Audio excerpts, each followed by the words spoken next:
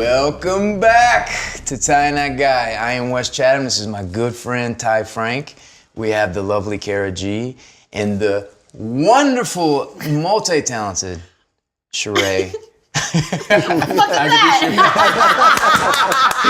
You said yes. I like to say the adequate Kara G and the transcendent Shohreh. The above mediocre Kara G. And I should never the queen herself. That's fair. I think that's fair, right? Yeah. I Yeah. Kara, we should thank them for having us. Oh yes.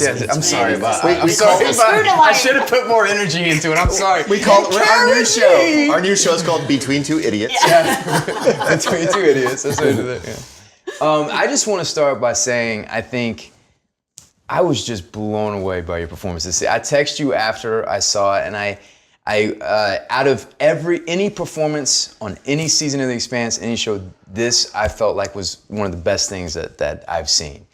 And your confidence and your swagger and your style, but coupled with this vulnerability and this newfound empathy, it was so powerful and so well done. And I was just floored by it. And particularly this episode when you're walking with the guards on each side and you're making this apex moment of this meeting of these two of my favorite characters. I'm most excited about this after show than any that we've done so far. And I just wanted to say that before we started. It's just such beauty. I'm so humbled and speechless. Honored, really. Receiving it from a colleague, an amazing actor himself. I will take it seriously, and I thank you very much. It was an amazing. Kara and I were looking forward to this meeting for years. Yeah. How many years? 3, 4 years. Yeah. Oh, yeah. Because we saw each other in the corridors. Like, I hope they're gonna. I know. Write us. Do it together. And finally, and the walk you're referring to. Yeah. It comes from a long time of waiting for this meeting. Oh yeah. And the fact that what I love about the couple of last episodes in season 6, the fact is that we see the array of hopes. And this one, I know what I'm gonna do in this one. That's why I'm heading there hopeful to be able to make this come through. And that was the motivation behind the walk. Like, let's go do it. Let's work with Kara, such an amazing actress, and let's run the lines that amazing, brilliant writers. Don't point at him. For us. Don't point at me. Writers. The novelists, I should say, because you're really the novelists, right? And also you wrote you helped writing the episodes. Right. I improv all my lines, so I don't know. I make them up on the fly. But I think this is a perfect episode to have you guys here because the climax of you guys meeting and then everything that you guys went through, Ty was saying earlier, and you probably want to kind of go into about their path to get to this meeting that they have. Well, we were talking about the fact, and Kara and I were talking about this last night, that they had to be beat up to this point. To create this space where, Shohreh started out with the earth must come first, screw everybody else. Drummer starts out with belt first, screw everybody else. And both of them, see their worldview attacked, see their worldview beat up, and have their own lives and characters and families beat up to the point where they reach this, finally there's this moment where their two streams can cross and they can say, maybe we could try cooperating now. Yeah. And it's such, think of how many seasons we've gone through to get to that moment that can happen, because that could never have happened before. Mm-hmm. Like if you put Shohreh or if you put Avasarala in front of Drummer any earlier season, Drummer's just gonna shoot her. Like there's no conversation. Yeah, she's gonna take her out.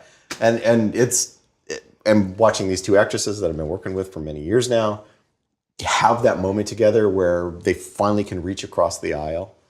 Can you talk about that moment, because you're completely out of choices and you have that, and you're going through and you're like, I can wait till the bounty gets raised and die and everything, but talk about where your mindset is and having zero choices at this place. Yeah, I feel like every season I'm like, oh no, this is rock bottom for drummer. And then it's like, oh no, this is definitely rock bottom. No, okay, wait, hang on.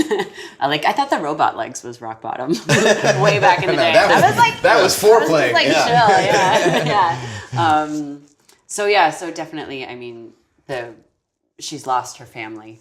She's lost everything. You know, we go from that fabulous sequence where she says goodbye to her family and it's a punch in the face, and then she's, you know, making her way back to the ships, and Sandrani is like, fuck you, there's Pat, and she's like, takes that hit, and she gets back to her ship and there's fucking Naomi, and she's like, boom, that one. So she's truly just like raw nerves. She has nothing left.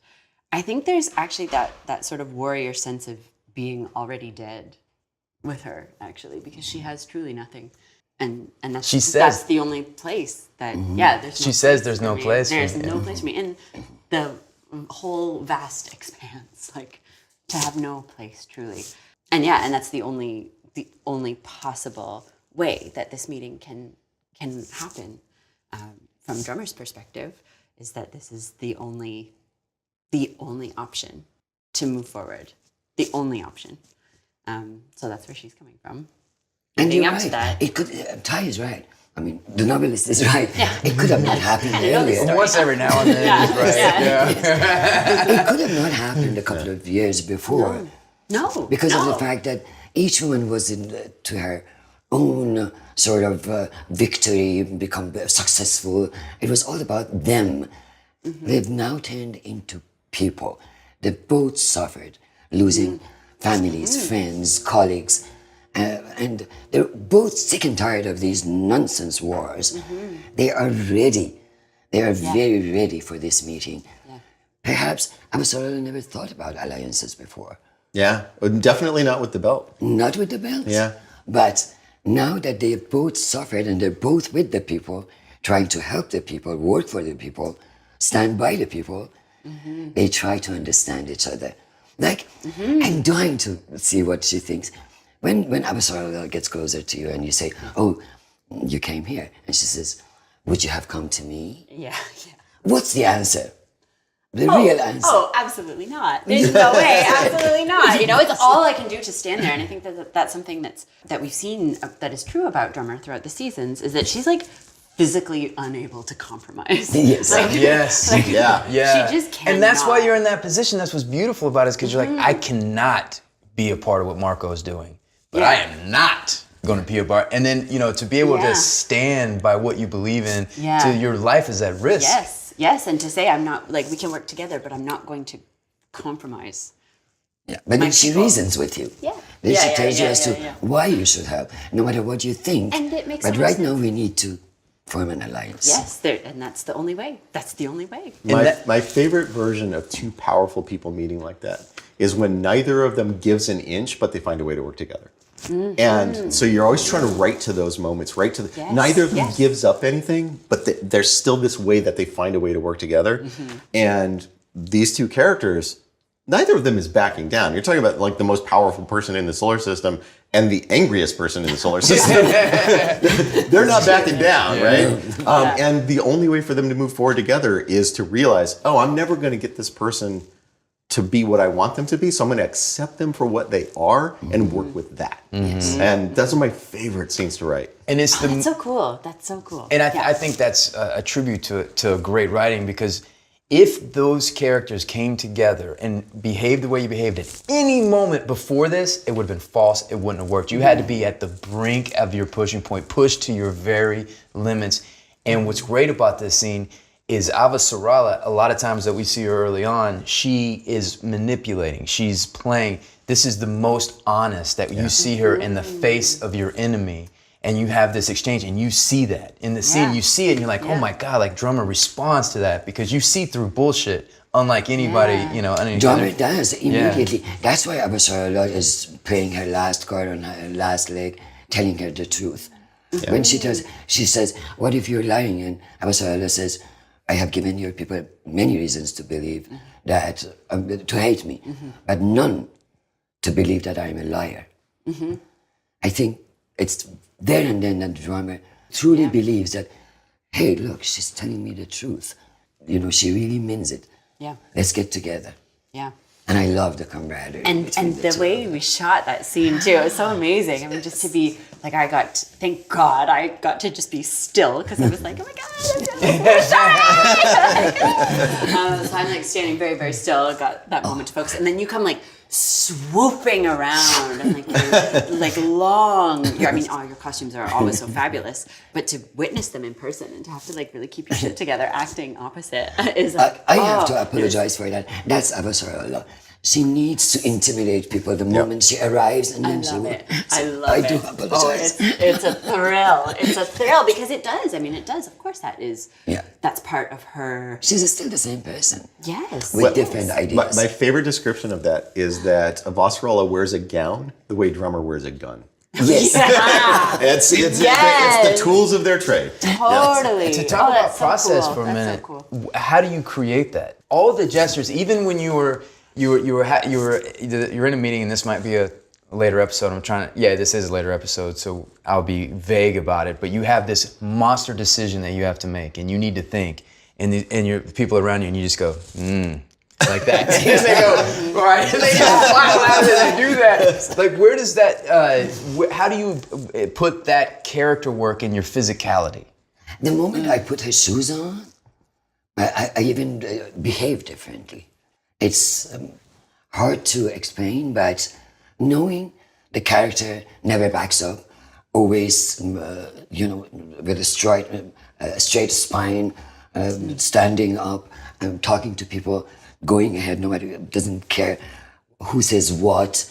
So the moment I put her dress and her shoes on, I feel like there's a responsibility here. She's on my shoulder, and I really have to sort of act accordingly. And then the rest just comes natural. Like, where am I coming from? Whatever has happened in the past. Where did we start this from? Okay, a shrewd politician turned into a woman who's trying to understand her people. Now she's lost, alone, lost her family, lost her job, and she's still not letting go of this because she either dies or carry on. And okay, then she's as strong as ever before, because she needs to be. Otherwise, she has this feeling that if she plays a mouse, the cat will eat her. Mm-hmm. So therefore, no matter what's happening inside her, the core or face, or that stoic face that we never see her smile for 7 years, 6 seasons. Well, in the book, we call it the mask. That Avasarala wears the mask, and there's a conversation where she's talking to her husband. She's come back, and her husband's there, and he says, "Is the mask heavy today?" Because he knows that what this is a projection. I felt that, all the time. Yeah, and she's wearing this face, a stoic face, because she needs to, that poker face that no one can read or tell what she's up to. Just to kind of zoom out a little bit. What I would like to talk is about the beginning of your journey as drummer and towards the end of the drummer, and how is drummer different from when you started? What has she learned up to this point where we get to this scene now? I like to ask big questions like this and just stare. That's good. What are you going to say? I think what she learned was when you can space Marco. You could have ended this. God. So, being that this is this might be the last time we ever talk to each other again. Oh, how dramatic. No, but I think what I want to do, I want to say, I had a moment where I talked about your performance, but one thing I want to say about you is I had an acting teacher once named Sandra Seacat, and we were in class and we were talking about, acting, and she says, if all these things that we worry about, all these you have to let go, if you just put your head down and study and work hard and be undeniable, then everything will fall in place. And you are an example of that. Because when we first had Kara G on and first had drummer, and your role was nowhere near what it became, and I remember seeing it and was like, Jesus Christ, this girl's good. And Ty, and obviously they had that. And so just focusing on doing your work and being undeniable, and people seeing that, and created this character that has become this probably my favorite character. I've said it over and over, drummer's my favorite character. Can I add one thing to that before we ask the next question? Yes. Because we talked about this yesterday with Narain. There was a moment we were watching the dailies of your first scenes, and you're with Fred, and you're with Thomas Jane, and those scenes.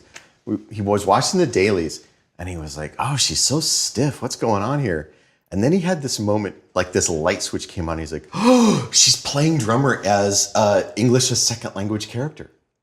Like English is not her native language, and so she's very stiff and formal. Because the moment was when you were talking to Naomi and you switched to belter, and it's musical and fluid and beautiful. And he goes, "I get what she's doing. Oh my God, she's amazing!" And from then on, we were locked in. Yep. Oh, that's really nice. That kind of detail and that, the kind of work that you put into it. But from this epic journey that drummers had, how is she different from when we first see her till now? I think we see her limits just constantly being tested. And so she has grown and become even, stronger. That when we meet her in season 2, she's working under Fred Johnson. And we imagine that, she's had a past. She's already pretty tough. There's, of course, that epic scene that, where she just fucking rocks those 2 guys that shot her, right? And it's like, okay, this is who this woman is. Love that scene. I know, it's so good. It's so good. I feel like as the war unfolds the way that it does, and as everything that, goes on with Marco, and she reaches a limit. She reaches the limit of being able to work under Fred Johnson. And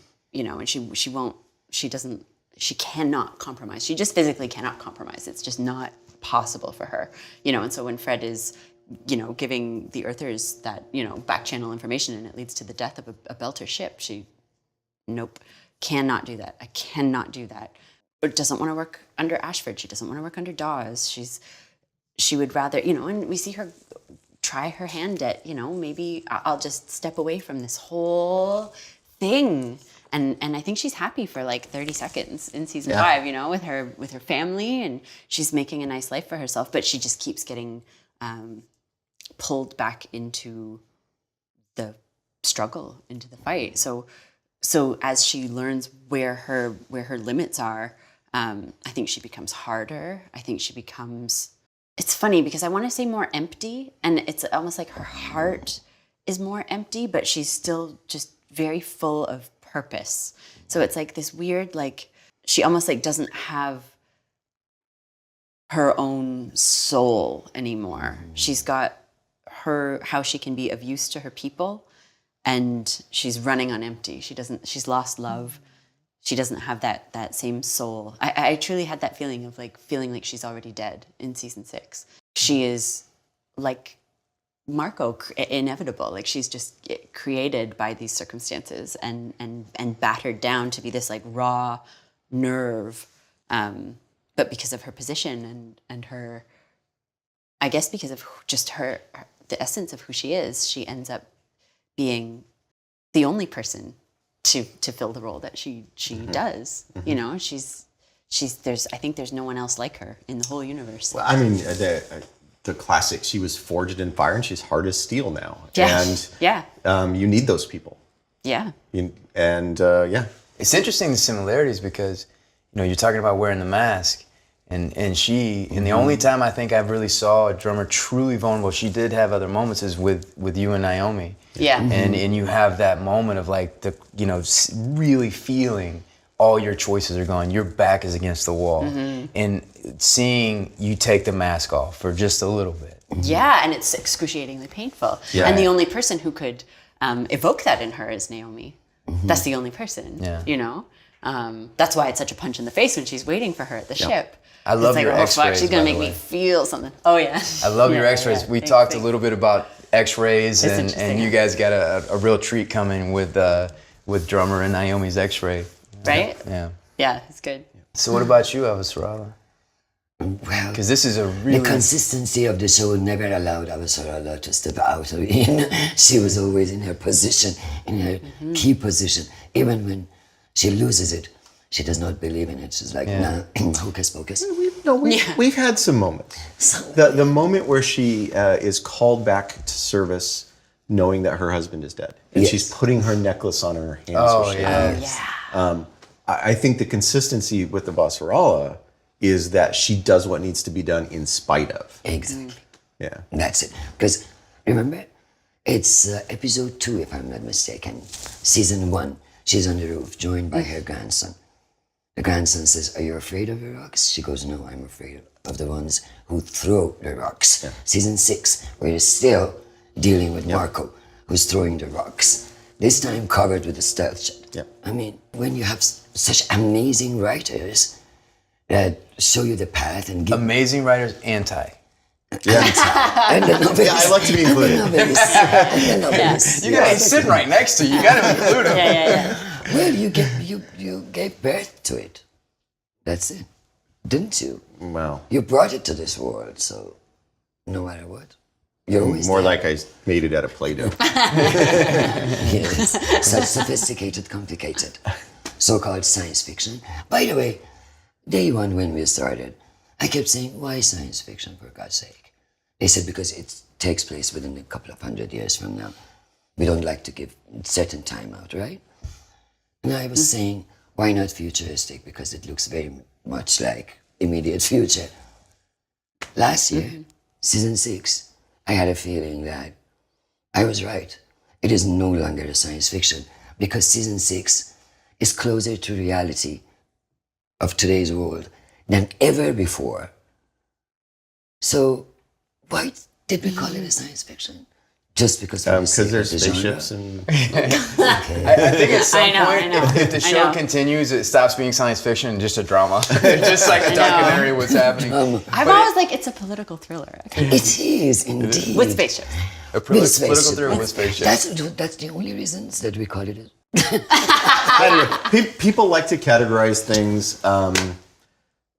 People like boxes. So Okay. there's a box called science fiction, and people put stuff in there, and our show goes in there too. So we were boxed. Like, do you believe that season 6 reminds you of today's world a lot? I mean, proto-molecule. When we started, We're trying to go to difficulties. Mars. We're trying to go to Mars. The refugee crisis, Yeah. which is The climate. the climate. Indigenous people wanting clean water. Yeah. Yeah. I don't think that's a new thing. but It's still. a current But thing. it's current. Yeah. We Still. still don't have it. One of the dilemmas of the world, yeah. Yeah. But it's incredible. For me, it was an amazing journey, especially season 6. I had seen similarities, parallels to this world in seasons before.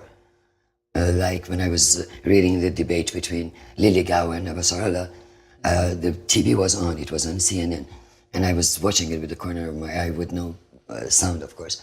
And all of a sudden I saw Nancy Pelosi wearing a nice, beautiful red coat, Chanel length, pair of dark glasses and bob cut. And I thought, of course she wants to look young and relevant, and because she's going to debate with this young woman, Avasarala should do the same thing.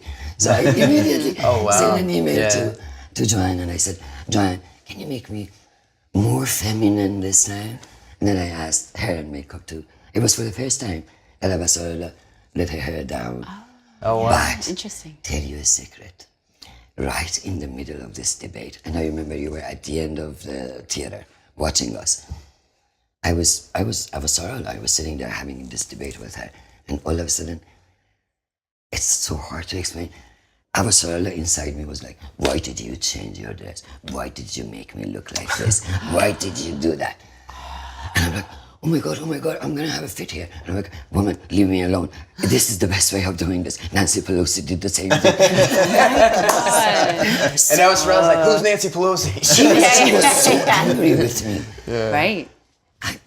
Yeah. But the similarities, the parallels to this world. But isn't that one of the main purposes of genre science fiction in particular, is to be able to examine what's happening in our current time and culture? It gives us permission to examine things like racism and economic disparity and things like that without stealing somebody's actual lived experience. If Daniel and I write some books about how much it sucks to be a minority in America, we're just stealing somebody else's experience for our book. But if we make people belters, and belters are made up of every ethnic group on Earth, so we're not taking one ethnic group and singling them out. then it gives us permission to talk about it. And it gives the audience permission to watch it. Nobody has to feel stolen from. It's okay, but it still allows you to think about what's happening in a way that then maybe might apply to the current day. It might give you a little bit of insight on what's going on without directly attacking you. When science fiction is doing what it's supposed to do, that's the best version of it. We're trying to do that. I don't know if we're succeeding or not, but it's the thing that you're trying to do. It's so true. You're right. This is what I have noticed too. With science fiction, animation, cartoons, your hands are open. You can tackle all sorts of issues, political, social, whatever. People won't get offended. They won't think that you're talking about them. Yeah. They're saying, oh, this is in science fiction, that's in animation, cartoon. But it goes straight into the subliminals. And that's what perhaps those who are working with these genres are hoping for, that let's send our messages out this way without getting them upset or offended or think about that we're talking about a certain race or this or that. I think it's interesting too because, I mean, this show has such a diverse cast and that's not an accident. That would have to be purposeful and intentional because otherwise it wouldn't happen. And I remember early on being at a brunch with Dom and Frankie and Nadine and Jess Salguero. And we were sitting there and we were looking around the table at each other and we were like, oh yeah, in any other show, there would be room for one of us. And here we are, all of us on the same show. And I think that that's another sort of way to be able to talk about, what does leadership look like? What does it feel like? What does a powerful figure feel like to us, and when you see the same people playing the same powerful figures over and over, that really cements that idea of what is possible. And I think with this show, we're suggesting a whole other way of looking after each other and looking after ourselves, having powerful women of color running the show. Oh, we've never tried that actually. We've never tried that. Might be a little different. That's what else is there? And I think that that's another beautiful thing about this genre is that it's what else is possible. Yeah, at its best, that is the question we're always asking, is what else is possible? Yeah. Is what we have now the only thing that can be? Yes, but we should really be thankful to you and Daniel for putting all these female roles in a key position. Like when I heard that Naomi was the engineer, I thought if it was 10 years ago, most probably Holden would have been the engineer. But now she is the engineer. What was going on? I'm married to an engineer, right? I know, of course. Well, and don't give us too much credit. Yeah, we did that in the books, but Narain Shankar, the showrunner, was very committed to that idea and very supportive. And our studio, Alcon, Sharon Hall, who developed the show the first season, she was very committed to that idea. And so when we ran into small roadblocks, which I have heard from other people, a lot of productions just go, oh, well, we can't do it then. Sharon and Narain and the studio and the show pushed through and said, no, we're going to do it anyway. And once everybody got on board and everybody understood this is what we're going to do, then the roadblocks suddenly weren't there anymore. Like, it was like everybody, well, they're going to knock this roadblock down, so we might as well not put it in the way. And it just got easier and easier as it went, which is great. And credit to everybody who was involved, the casting agents, everybody. They were all on board once we explained, this is what we're doing. And that's what it takes. That's what it takes is for you guys with that power to say, we want to do it this way. Yeah, and give Sharon and Narain the credit for that. Yeah. No, and power to them because, I lost out on a role once and they told me this, that they really, really loved me for it, but they already had a half Asian person on the show. Oh my God. Also, it was like a medical procedural show. I'm like, are you serious? But like, this is a real thing. What were their names? What was the show? Right, yeah. Right? Let's fucking name some names. Last laugh. I'm very famous now. Right. But yeah, this is still like a very real obstacle. Yeah. But, this show, that would have to be intentional. I think a great way to wrap this up, you talk about being right earlier. You've always been right in everything you said. And I'll give an example of this. We hadn't even said words to each other yet. No, we were touring the set. We were touring. It was our first day. Yes, it was our first day. They gave us safety hats. Right. And we were in line. So before we shot... We didn't even I don't remember. Because what happened was, before we even shot one frame of season 1, episode 1, we come together. We were, and before we were doing anything, our first thing is they wanted to walk us through the sets, right? So we walk up as a group. You were already there. We were putting helmets on, hard hats on the sets, whatever, and you were there. And In my accent only. No, I And your can't. I accent. can't do the thing. But you're putting your hat on. We're putting your. I'm putting my hat on, and then they just have us go in this thing because I was a little late, so we were going up this scaffolding, and I was walking behind you, and you were walking up front, and you were looking around at all the sets and everything that they were building, and all the Expanse universe, and you turn around and you go, 5 years minimum. And I go, what? You go, 5 seasons. And you go, 5 seasons. She said that at the beginning, before we shot frame 1, episode 1. And this is a business that we all know. We've all been a part of a lot of shows 5 years that don't, like a show minimum. going 5 years is a big deal. But the Queen has spoken. Yes. The universe listens. Yeah. The universe is like, well, the Queen decided, so. Even when we were going through craziness, I would call Avasarala. She goes, 5 years. 5 years minimum. minimum. And you were right. So I think a perfect way to end this is, what is the future?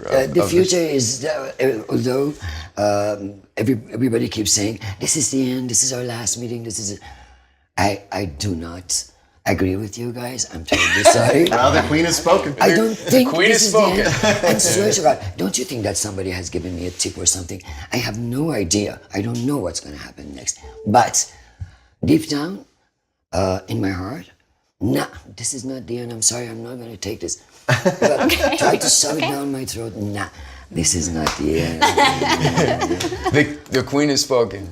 Thank you guys so much. My 2 favorite characters. I get to hang out. Yeah. I hope one day I would be able, if possible, to work with this amazing actor, gentleman, and dear friend again. Why are you looking at Ty? He's not going to be with us. Yeah. If he has, I don't think he's going to last in the business. I don't think that kid has a future. if he has any idea, I totally, and you, Kara.